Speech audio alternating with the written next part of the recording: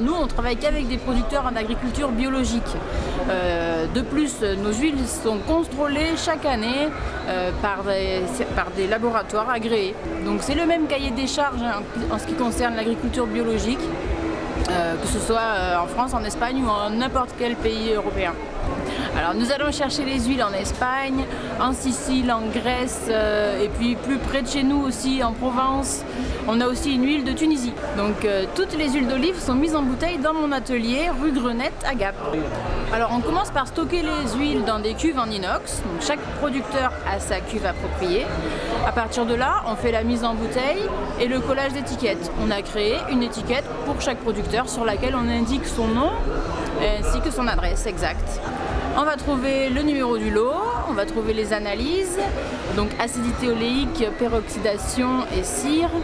On va trouver l'année de récolte qui est très importante puisque l'huile d'olive doit être consommée fraîche, que nous ne faisons aucun assemblage entre les producteurs.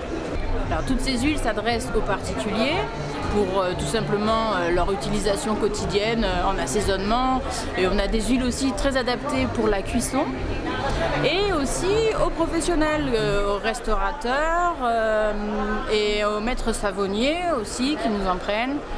Des gens qui font aussi de la transformation comme des macérations huileuses, des pestos. Alors tout d'abord une dégustation évidemment, puisque le meilleur moyen de choisir une huile d'olive c'est de la goûter. Il y a des olives qu'on utilisera vertes et d'autres noires, donc fruitées, herbacées, fruitées mûres. Et ensuite le conditionnement, puisqu'on décline chaque huile alors en demi-litre, en litres, en bidon de 3 litres ou de 5 litres, voire même de 25 litres pour les gens qui ont beaucoup d'utilité.